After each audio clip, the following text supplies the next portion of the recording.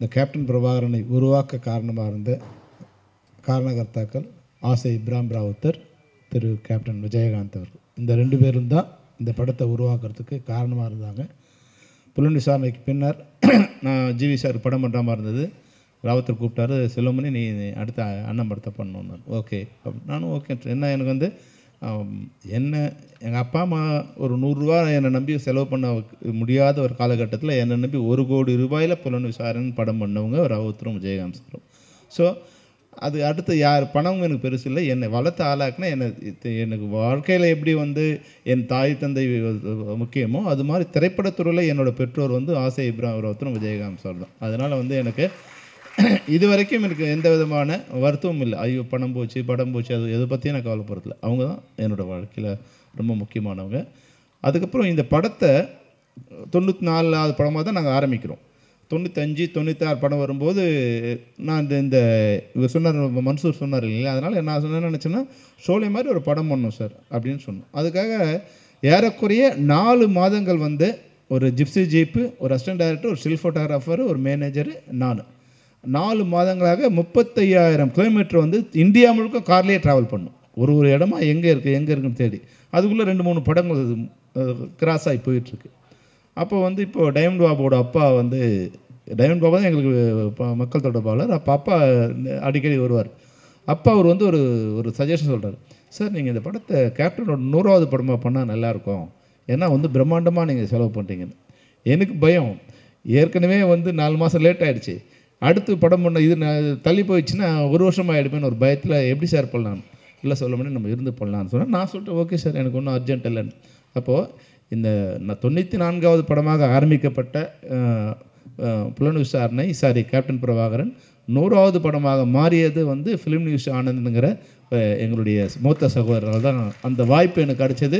இப்போது விஜயகாந்த் சார் லைஃப்பில் எனக்கு வந்து ரொம்ப முக்கியமான ஒரு இடம் இருந்துகிட்டே இருக்கும். அவர் கல்யாணத்தப்போ புலன் விசாரணை ரிலீஸ், ஜனவரி 14th வந்து படம் ரிலீஸு, ஜனவரி 30th வந்து ஒரு கல்யாணம். அப்போ ரொம்ப முக்கியமான நாள். நான் ஒரு விழா கல்யாண விருந்துக்கு போகும்போது, கல்யாண ரிசப்ஷனுக்கு போகும்போது இது பயங்கரமான கூட்டம். மதுரையில் வந்து என்னால் நெருங்கவே முடியல. அப்போ என்னை யாருக்குமே தெரியாது இல்லையா. ஆனால் டக்குன்னு வந்து விஜயகாந்த் வந்து அந்த இடத்துலேருந்து ஒரு 4 அடி முன்னாடி வந்து என்னை உள்ளே இழுத்தார். எங்கள் டைரக்டர் போனார். அப்போ என் கையில் இருந்த அந்த சின்ன கிஃப்ட் ஒன்று வாங்கிட்டு அது கீழே விழுந்துடுச்சு. Sir gift sir. வாப்பா நீ தான் என்னோடய பெரிய கிஃப்ட்டுன்னார். என்னை கூப்பிட்டு பக்கத்தில் நிற்கணும் வச்சுனார். இன்னைக்கு வந்து நான் தலை நிமிர்ந்து வந்து இந்த சந்தோஷமாக கொண்டாடுறேன்னா அதுக்கு நீ ஒரு முக்கிய காரணம்ப்பா. ஒருவேளை இந்த படம் சரியாக இல்லாமல் இருந்தால் எல்லோரும் வந்து வேறு மாதிரி பேசியிருப்பாங்க. இன்னைக்கு நான் சந்தோஷமாக இருக்கேன், அதை விட பெரிய சந்தோஷத்தை கிஃப்ட்டை நீ கொடுக்க முடியாதுன்னார். அந்த வகையில் புலன் விசாரணை ஒரு வாழ்க்கையில் முக்கியமான படம். அதுக்கப்புறம் வந்து கேப்டன் பிரபாகரன் படம். இன்றைக்கி நிறைய பேர் வந்து தமிழ் எழுத்துக்காக பேசுகிறவங்க நிறைய பேர் இருக்காங்க. ஆனால் முதலில் தமிழ் சினிமாவிலிருந்து குரல் கொடுத்த முதல் மனிதர் விஜயகாந்த் தான். கேப்டன் விஜயகாந்த் அவர்கள் தான் வந்து எந்த விதமான பிரதிபலனும் இல்லாமல் தமிழ் சினிமாவிலிருந்து குரல் கொடுத்த முதல் மனிதர். அதுக்காக உண்ணாவிரதம் இருந்து போராட்டம் நடத்தி அந்த குரலை வந்து உலகமெங்கும் விழிக்க செய்தவர் வந்து விஜயகாந்த் சார். அப்போது இந்த படத்துக்கு என்ன டைட்டில் வைக்கலாம் அப்படின்னு பேசிகிட்டு இருக்கும்போது நிறைய பேசிட்டே இருந்தோம். அப்போ வந்து பிரபாகரன் வச்சா நல்லா இருக்குன்னு சொன்னோடனே அவர் உடனே சொல்லிட்டார், நல்லா இருக்கு, ஆனால் கொஞ்சம் இதுவாக இருக்குது செல்வமணி, வேறு ஏதாவது ஆட் பண்ணலாம். யோசிச்சு சார் தளபதி பிரபாகரன் அப்படின்னு சொன்னேன். அப்போ வந்து இப்போ முதல்வராக இருக்கிற இது வந்து அப்போ வந்து தளபதியாக அப்போ தான் புகழ் பெற்றுட்டு வந்துட்டுருக்கார். அப்போ இல்லை செல்வமணி, நம்ம அவங்களோட நெருக்கமாக இருக்கோம், ஏதோ அவர் பேரை நம்ம எடுத்துக்கிட்ட மாதிரி ஆகிடும் செல்வமணி, அதனால் கொஞ்சம் அப்புறம் அப்படியே பேசிட்டு வந்தோம். ஒரு நாள் நான் சொன்னேன், சார் கேப்டன் பிரபாகரன். இமீடியட்டாக ஓகே ஆயிடுச்சு. Captain Prabhakaran okay. அந்த புலன் விசாரணைக்காவது வந்து எங்களுக்கு ரொம்ப டவுட் இருந்துகிட்டே இந்த படம் ரிலீஸ் ஆகிற வரைக்கும் விஜயகாந்த் சாரோட சொன்னார், செல்வமணி இதெல்லாம் புரியுமா, தமிழில் யாருக்கு புரியும், புலன் விசாரணை என்னன்னு தெரியாதுன்னு. ஆனால் கேப்டன் பிரபாகரன் சொன்ன உடனே அன்றைக்கே வந்து அந்த படம் ஓகே ஆயிடுச்சு. அதுக்கப்புறம் இவ்வளோ பிரம்மாண்டமான படத்தை தயாரிக்கிறதுக்கு காரணமானவர் ராவுத்தர் தான். என்ன செலவு பண்ணாலும் என்ன கேட்டாலும் அது அனுப்பிச்சிட்டே இருப்பாங்க. அதுபோல் இன்னைக்கு இவர் சொன்னார் பாருங்க, வந்து நம்ம சிவா சார் உண்மையாகவே ரத்தம் சிந்தி இந்த ட்ரெய்லரில் நீங்கள் பார்த்துருப்பீங்க இல்லையா, ஒரு ஷார்ட் அப்படி தொங்கிட்டே வருவார், ஒரு கையில் கன்று ஒரு கையில், அந்த 20 அடி ஹைட்டில் இருக்குது. அது வரும்போது இது அறுந்துடுச்சு, மேலே இருக்கிற ரோப் அறுந்துடுச்சு. 2 கையில் இருந்தால் கூட ஏதோ கொஞ்சம் மேனேஜ் பண்ணலாம். ஒரு கையில் ரோப்பு ஒரு கையில் கன்று இருக்கும். வந்துட்டு போது ரோப் இருந்து அப்படியே கீழே விழுந்தார். சார் அதுதான் கடவுள் புண்ணியம் சார். இங்கே வந்து ஒரு ராக்கு பக்கத்தில் வந்து ஒரு புதர் மேலே விழுந்தார். ராக் மேலே விழுந்தாருன்னா அவர் வேறு மாதிரி ஆயிருக்கும். அவ்வளோ உடனே டக்குன்னு இருந்தார். எல்லாமே ஷாக் ஆகிட்டோம். ஒன்று ஓடி வந்தாங்க. அவருக்கு வந்து கீழே புதர் மேலே விழுந்ததில் இந்த பேக் போன் கொஞ்சம் இதுவாகிடுச்சு, பேக்கில் கொஞ்சம் ரொம்ப வலி. எழுந்து நின்று மெதுவாக என் கை மேலே என் தோல் மேலே கை போட்டுக்கிட்டு சொன்னார், செல்வமணி வேறு ஷாட் ஏதோ எடுத்துட்டு அவங்க பயந்துருவாங்க, என்னால் நிற்க முடியல அப்படின்னு சொல்லிட்டு ஏதாவது க்ளோஸ்அப் மட்டும் எடுனார். உடனே நான் வந்து ஒரு க்ளோஸ்அப் எடுத்துகிட்டு சார் அப்புறம் இவர்கிட்ட ஸ்டன் மாஸ்டர்கிட்ட, இல்லை சார் கொஞ்சம் எனக்கு வேறு ஒர்க் இருக்குது, நீங்கள் அப்புறம் எடுத்துக்கலாம் சார் அப்படின்னு விஜயகாந்த் சிஸ்டர். நான் கொஞ்சம் ஓவர் பவர் பண்ணுற மாதிரி ஒரு சின்ன ட்ராமா பண்ணி அமிச்சோம். ஏன்னா அவர் எதுக்கு சொன்னார்னா, இல்லை செல்வமணி எனக்கு அடிபட்டதுன்னு நினச்சா அப்புறம் ஸ்டன் மாஸ்டர் ஷாட் எடுக்க மாட்டாங்க, பயப்படுவாங்க. அப்போது வந்து நாளையிலேருந்தே வந்து வேறு மாதிரி எடுப்பாங்க, அதனால் அடிப்பட்டது வெளியே யாரும் சொல்லக்கூடாதுன்னார். அப்போது எவ்வளோ ஒளி தனக்குள்ளே இருந்தால் கூட அதை யாருக்குமே வெளியே காமிச்சிக்காமல் அந்த ப்ராடக்ட்டும் நல்லா வரணுங்கிறதுக்காக மிக அதிகமாக பாடுபட்டவர். ஒரு ஷாட்டும் நான் இது மாதிரி சொல்லிகிட்டே இருக்கலாம், 1000 விஷயம், நமக்கு டைம் ஆகிடுச்சு. நான் வந்து அந்த படமே மொத்தமாக ஆக்ஷன் தான். அப்போ வந்து இது போல் வந்து ஒரு 150 அடி ஒரு கேனல் ஒன்று கீழே போயிட்டுருக்கு, 60 அடி ஹைட்டில் போயிட்டுருக்கு. இந்த மரத்துலையும் அந்த மரத்துலையும் கயிறு கட்டிட்டு கீழே ஒரு கயிறு மேலே ஒரு கயிறு, ஒரு 6 அடி ஆளுக்கு வச்சுட்டு மேலே இப்படி கை பிடிச்சிட்டு வர மாதிரி ஒரு இது பண்ணி எல்லாம் டெவலப் பண்ணி. ஸ்டன் மாஸ்டர் வேறு வரல, கொஞ்சம் லேட் ஆகிடுச்சு. அதை நாங்களே பண்ணலாம், சரி இது சாங்க சீன் தானேன்னு சொல்லிட்டு நாங்கள் ரெடி பண்ணிட்டோம். போகும்போது ஆள்லாம் ஏற்றி எல்லாம் ரெடி பண்ணிட்டு போனோம், எல்லாம் செக் பண்ணி வெரிஃபை பண்ணி போனோம், எல்லாம் கரெக்டாக இருந்தது. அப்புறம் போகும்போது நாங்கள் ஒரு ஆளை வச்சு போனோம். இப்போ 6 பேர் அந்த கமாண்டர்ஸ் போகும்போது அது சென்டருக்கு போகும்போது கயிறு தொங்க ஆரம்பிச்சிச்சு. ஏன்னா இப்போ வந்து இன்னும் 6 ஒருத்தர் இருக்கும்போது கயிறு ஸ்ட்ராங்காக இருந்தது, 6 பேர் இருக்கும்போது கீழே நிற்கிற கயிறு வந்து கீழே இறங்கிடுச்சு.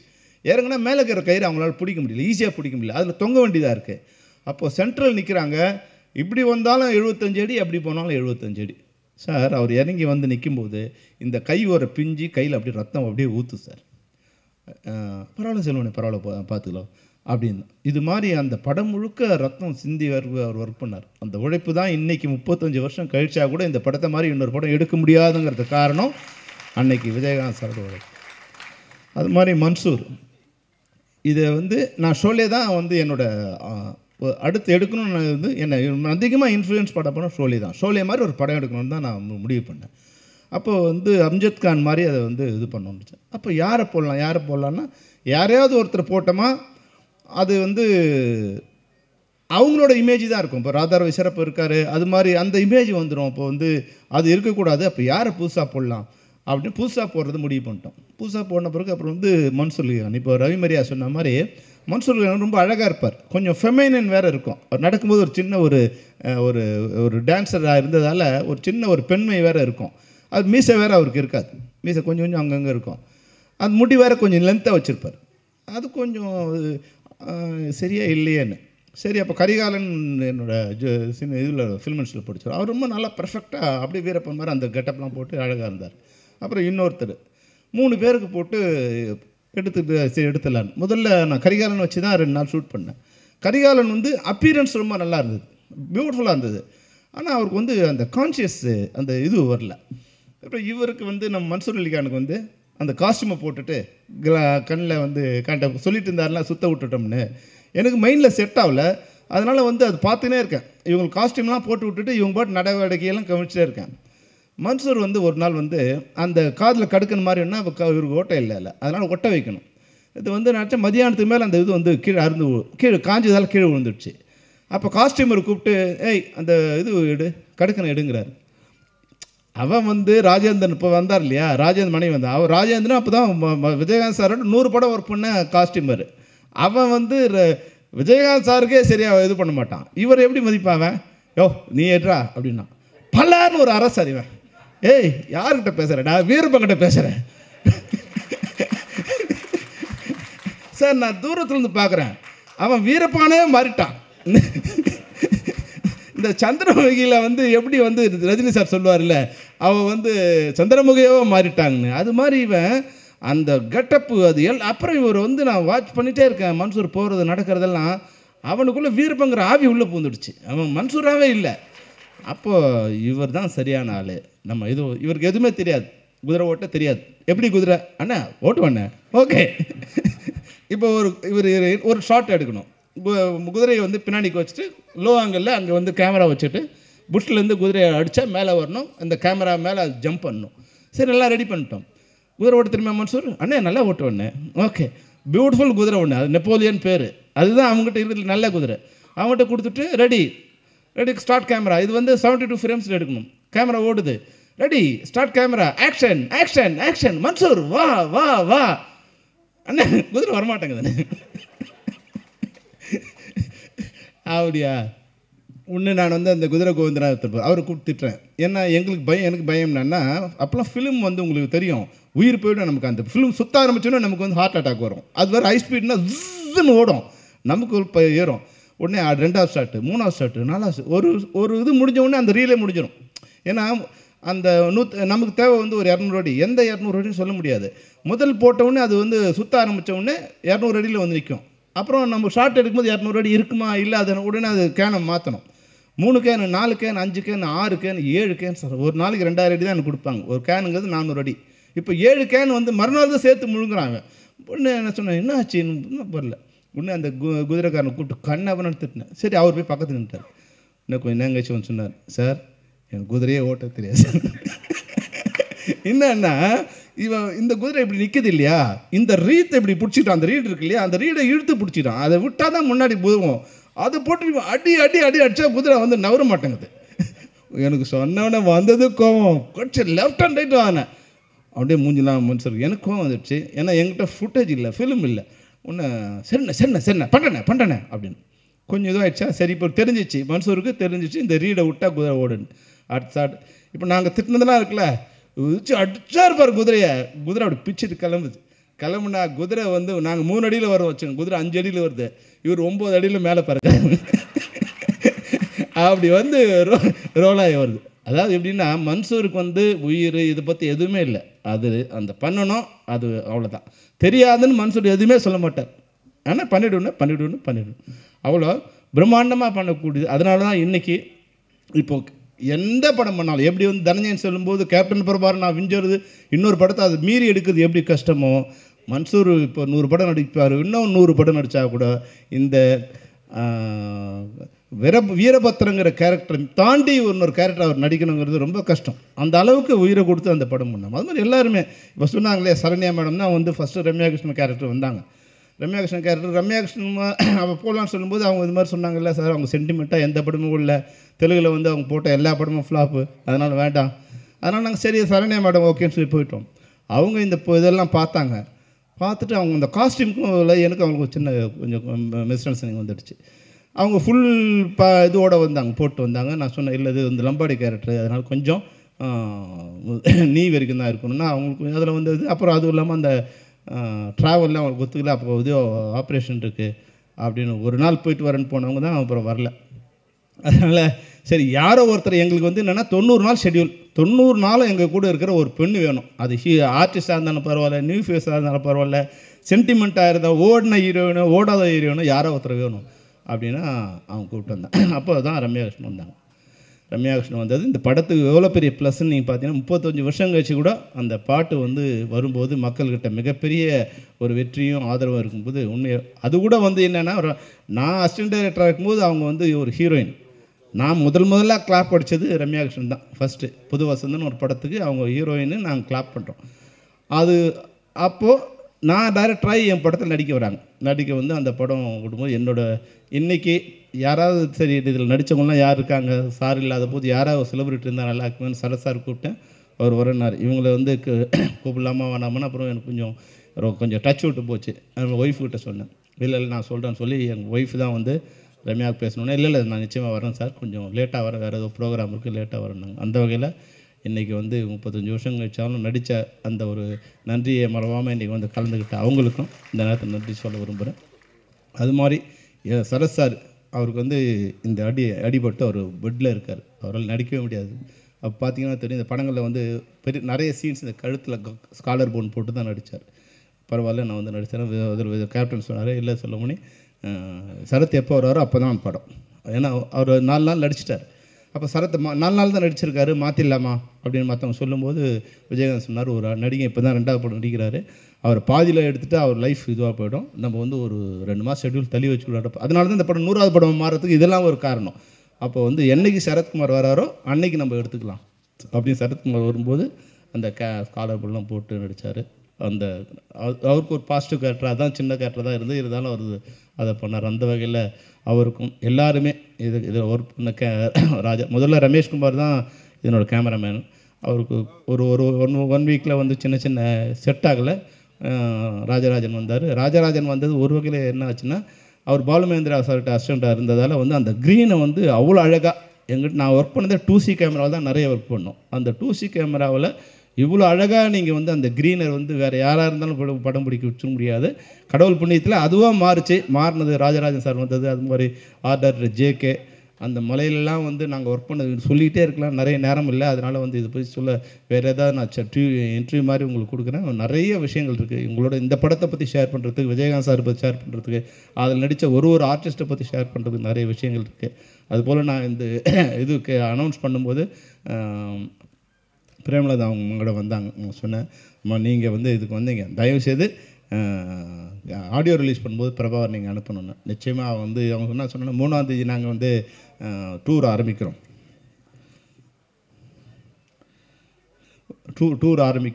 அப்போ டூர் ஆரம்பிக்கிறதால வந்து இப்போ எலெக்ஷன் இதுங்கிறதால நம்ம மக்களை தேடிங்கிறது இது பண்ணுறோம். அதனால் எங்கே இருக்குன்னு தெரியாது எங்களுக்கு. நாங்கள் நீங்கள் எங்கே இருந்தாலும் விஜய் பிரபாகரனை எங்களுக்கு அனுப்பணுமான்னு சொன்னேன். நிச்சயமாக அனுப்புகிறோன்னு சொன்னாங்க. அந்த வகையில் வந்து பிரபாகரன் வந்து இன்றைக்கி நீ வந்திருக்க ரொம்ப சந்தோஷம். நீ வந்ததுங்கிறது வந்து அப்பா வந்த மாதிரி என்னை பொறுத்த வரைக்கும். ஏன்னா நான் வந்து விஜய் பிரபாகரனை ஒரு குழந்தையாக இது பண்ணி கையில் தூக்கி சின்ன குழந்தையாக எங்கள் இப்போது விஜயகாந்த் சாரோட பெருமை என்னென்னா, சாதாரண குழந்தைகளாக தான் ரோட்டில் அவங்கள நிற்பாங்க. ஏதோ பெரிய ஹீரோவோட நான் விஜய் பிரபாகரன் பிறந்தது ஒரு ஹீரோவோட 100வது படத்துக்கு அப்புறம். இன்றைக்கி ஒரு ஹீரோ 100 படம் நடிச்சிருந்தால் அவங்க வாழ்க்கை தரம் எப்படி இருக்குன்னு நீங்கள் பார்த்துங்க. ஆனால் அன்றைக்கி வந்து வெறும் கண்ணம்மாள் தெருவில் வந்து பிரபாகரனும் சண்முக பாண்டியனும் ஒரு கிரிக்கெட் பேட்டை வச்சுட்டு ரோட்டில் வந்து ஸ்டம்பை வச்சுட்டு விளையாடிட்டு இருப்பாங்க. அந்த மாதிரி சின்ன சாதாரண நடுத்தர வர்க்கத்தில் இருக்கிற மக்கள் வாழ்ந்த மாதிரி தான் இன்றைக்கி நீங்கள் வாழ்ந்து. அதனால தான் இன்றைக்கி வந்து எந்த சோதனை வந்தாலும் நீ வந்து அதை தாங்கி நிற்கிறதுக்கு அப்பா அதை கொடுத்த அந்த ட்ரைனிங் தான் உனக்கு வந்து இது இருந்தாலும் நீ உன்னோட உயரம் இன்னும் நிறைய இருக்குது. நீ எந்த கவலையும் பட வேண்டியதில்லை. ஏன்னா அப்பா சந்திக்காத அவமானமோ தோல்வியோ கிடையாது. இதையெல்லாம் தாண்டி தான் அப்பா ஜெயித்தார். ஆனால் நீ வந்து உண்மையாகவே எனக்கு ஒரு வகையில் என்ன சந்தோஷம்னா, நீ வெற்றி கோட்டை பக்கத்தில் வந்து நின்றுட்ட. ஒரு 4000-5000 ஓட்டுங்கிறது வந்து சாதாரண விஷயம் கிடையாது. நீ வந்து எங்கேயோ விருதுநகரில் போய் நின்று வந்து லட்சக்கணக்கான ஓட்டு நீ வாங்க முடியும்னா நிச்சயமாக அது சாதாரண விஷயம் கிடையாது. அது வந்து உன்னோட வெற்றி கூட வந்து தடுக்கப்பட்ட வெற்றி, மறுக்கப்பட்ட வெற்றியை தவிர அது வந்து நியாயமான தோல்வி கிடையாது. அது வந்து அதனால் வந்து உன்னை வந்து நிச்சயமாக இந்த வெற்றி வந்து சேரும். அதுக்கு வந்து நாங்கள் ஏதாவது ஒரு கட்சியெல்லாம் தாண்டி நாங்கள் கூட அப்பாவுக்கு வந்து இது நிற்கும்போது நாங்கள் எல்லோரும் போனோம். இன்னும் நாங்கள் கட்சியெலாம் இல்லை, விஜயகாந்த் சார் நிற்கிறாரு, நாங்கள் அவங்களுக்கு பிரச்சாரம் பண்ணுவோம். நாங்கள் வந்து எங்களோட அனுபவத்தை சொல்லுவோம். நீங்கள் வந்து விஜயகாந்த் ஒரு நல்ல மனிதர், அவரோட நல்ல குணத்தை நாங்கள் சொல்லுவோம், வேறு பற்றி நாங்கள் சொல்ல போதில்லைன்னு சொன்னோம். அது மாதிரி எங்களால் வந்து உங்களுடைய இதுக்கு வந்து ஒரு சின்ன ஒரு அணில் மாதிரி இருக்குன்னா நாங்கள் ஏதாவது ஒரு வகையில் நன்றி கடன் பண்ணணும் அப்பாவுக்கு. நான் ஏறக்குறைய மற்றவங்களாம் வந்து நான் 100 படம் நடந்த பிறகு இப்போ ஹீரோஸ் என்ன நினைக்கிறாங்க பாருங்கள். ஹீரோஸு இப்போது உலக அழகி வேணும், உலகத்தின் மிகச்சிறந்த கேமராமேன் வேணும், ஃபாரின்லேருந்து மேக்கப் மேன் வேணும், பெரிய பட்ஜெட்டில் கதை சொல்லும்போதே 100 கோடி கதை இருக்கான்னு கேட்கணும். இதையெல்லாம் விஜயகாந்த் சார் சொல்லும்போது அவரை நம்பி வருவார். கதை ஏதோ உதவி பண்ணணும்னு நினச்சாருன்னா அதை கூட கேட்க மாட்டார். சரி ஓகே 10 நாள் வேணுமா ஏதோ பண்ணிக்க. அது மாதிரி மிகச்சிறந்த மனிதர், எதை பற்றியுமே கவலைப்படையாத மனிதர்களுக்கு நல்லது பண்ணுங்கிற ஒரே ஒரு நோக்கத்தோடு வந்த உன்னதமான தலைவர் வந்து உங்கள் அப்பா. நான் வந்து பெருமைக்காக சொல்லலை. ஏன்னா இப்போ அவரை பற்றி பாராட்டி எங்களுக்கு ஆகப்போதில்லை. அவர் இருக்கும்போது சொன்னால் கூட பரவாயில்ல, இல்லாதப்போ சொல்கிறோம்னா அந்த கில்ட்டி எங்களுக்கு இருந்துகிட்டே இருக்குது. இப்போ யாரோ சொன்னாங்க இல்லையா, அவர் வாழும்போது அவரை பற்றி இவ்வளோ யாருக்குமே தெரியலை, சும்மா மீம்ஸ் போட்டு கிண்டல் பண்ணிக்கிட்டு. விஜயகாந்த் சாருக்கு ஒரே விஷயம் என்னன்னா, நடிக்க தெரியாது, சினிமாவில் நடிக்க தெரியும், அரசியலில் நடிக்க தெரியாது. அவர் என்னவாக இருந்தாரோ அதையே பொறுத்து பண்ணும்போது அது மற்றவங்களுக்கு கிண்டலாக இருந்தது. மற்றவங்களாம் வந்து ஒளிவு மறைவாக கொஞ்சம் உள் வாழ்க்கை ஒன்று, வெளி வாழ்க்கை ஒன்றுன்னு. விஜயகாந்த் சாருக்கு வந்து அகமும் ஒன்று தான், புறமும் ஒன்று தான். உள்ளே என்ன நினைக்கிறாரோ அதுதான் வெளியே, வெளியே என்ன நினைக்கிறது உள்ள. பல நேரங்கள் வந்து கோவப்படுவார். கோவப்பட்ட அடுத்த வினாடி வந்து சாரி பண்ணுவார். சாரி 100 தடவை கேட்பார். தம்பி செல்வமணி ஏதாவது பிரச்சனையா? இல்லை சார் ஓகே. அது மாதிரி அவ்வளோ அந்த நல்ல குணம். உண்மையிலே கடவுள்னு ஒரு இருக்காங்கன்னா அது உன்னோட வெற்றியில் தான் அது உண்மையாகும்.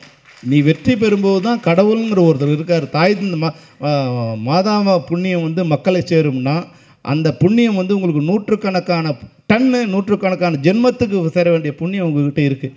அந்த புண்ணியம் வந்து உங்களை வாழ வைக்கும். இந்த இதுக்கு வந்தது நிச்சயமாக இந்த படம் ரிலீஸ் ஆகும்போது மறுபடியும் வந்து விஜயகாந்த் சாருங்கிற வந்து நான் இந்த என்னால் வந்து கிடையாது, அவரோட இதுவை வந்து அவர் போய் இன்றைக்கி தமிழ்நாடு முழுக்க இல்லை வந்து எனக்கு கார்த்திக் வந்து சொன்னார். உண்மையில் இந்த நேரத்தை கார்த்திக் நான் ரொம்ப நன்றி சொல்ல கடப்பட்டேன். கார்த்திக் அவங்க நண்பருக்கும் முதல்ல என்கிட்ட படம் காமிச்சாங்க. எனக்கு வந்து நான் சொன்னேன், இல்லை சார் எனக்கு இன்ட்ரெஸ்ட் இல்லைன்னு சொன்னேன். ஏன்னா வந்து அது எங்கேயும் பிரிண்ட் கிடைக்கல. அந்த இப்போ தமிழ் சினிமாவில் நெகட்டிவ் இல்லை, பிரிண்ட் இல்லை, அப்போ தேடி கண்டுபிடிச்சி கஷ்டமாக இருக்குன்னு சொன்னாங்க. அப்படின்னா வேண்டாம் சார்ன்னு சொல்லிட்டேன். ஆனால் 2 மாதம் கழித்து 6 பிரிண்ட்டு. அன்றைக்கி நாங்கள் போடும்போது ஒரு பிரிண்ட்டு 50,000 தான். அப்போ பழைய பிரிண்ட்டு 10,000 தான் கொடுப்பான். இன்றைக்கி ஒரு பிரிண்டோட விலை 5 லட்சம். ஏன்னா அது பிரிண்ட்டே இல்லை எங்கேயும்.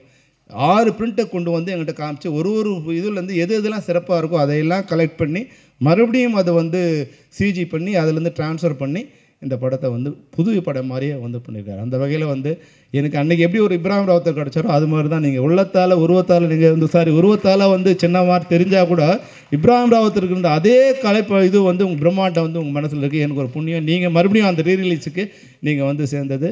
அபு நீங்கள் வந்து மிக உண்மையாகவே ஒரு நல்ல ஆளை தேர்ந்தெடுத்து நீங்கள் இது பண்ணியிருக்கீங்க. எல்லோரும் கேரளாவும் கர்நாடகாவும் இது போன்ற ஒரு சிறந்த டிஸ்ட்ரிபியூட்டர் கொடுத்து அதை நீங்கள் ஒரே நேரத்தில் பண்ணிங்கன்னா நிச்சயமாக வந்து உங்களுக்கு இந்த படத்தின் மூலம் எனக்கு பேர் வரும், உங்களுக்கு பணம் வரும். பேரும் பணமும் உங்களுக்கு வரும். ராவுத்தர் ஃபிலிம்ஸுங்கிற பேர் வந்து எப்போ என்னென்னா அப்பா என்ன சொல்லுவார்னா, அந்த பிரம்மாண்டமாக அப்படி போட்டுட்டு செல்லமணி நம்ம இங்கிலீஷ் படம் எடுப்போம் செல்லமணி. அது எங்கள் கெட்ட நேரம். நான் பார்த்த உலகத்தில் நான் பார்த்த நட்புங்கிறது வந்து கோப்புரிச்செழுந்து பிசுராந்தாயன்னு சொல்லுவாங்க. ஆனால் நான் பார்த்த நட்பு, என்னுடைய ஜென்மத்தில் நான் பார்த்த நட்பு ஆசை இப்ராஹிம் ராவுத்தர் விஜயகாந்த் நட்பை விட மிகச்சிறந்த நட்பு உலகத்தில் நான் பார்க்கவே இல்லை. அந்த மாதிரியான நட்போடு இருந்த அந்த நட்பில் வந்த இன்றைக்கி 2 பேரும் விஜய பிரபாகரனும் ஆவும் நீங்கள் வந்திருக்கீங்க. இன்னும் உங்கள் அப்பாவை பற்றியும் அவங்க அப்பாவை பற்றியும் உங்களுக்கு தெரியும், அவங்க நட்பு என்னன்னு தெரியும். நீங்கள் மறுபடியும் அதுபோல் வந்து நண்பர்களாக இருந்து தமிழ் சினிமாவில் அவர் வந்து அரசியலில் நீங்கள் அரசியலில் கேப்டன் ஆகணும், நீங்கள் சினிமாவில் கேப்டன் ஆகணும். அதுதான் உங்கள் அப்பா அம்மாவுக்கு நீங்கள் உங்கள் அப்பாவுக்கு பண்ணுற நன்றியாக இருக்கும். மறுபடியும் நான் வந்து வேறு பேட்டியில் இது பண்ணுறேன், நிறைய நேரமாச்சு. ஏன்னா பிரபாகரனோட பேச்சு தான் ரொம்ப முக்கியமாக. அதனால தான் நான் வந்து அவரை கடைசியாக பேச வைக்கணும்னு நினச்சேன். அதனால் இந்த நிகழ்ச்சியில் கலந்த அனைவருக்கும் நன்றி. பிரபாகருக்கும் என்னோட நன்றி, அம்மாவுக்கும் என்னோட நன்றி.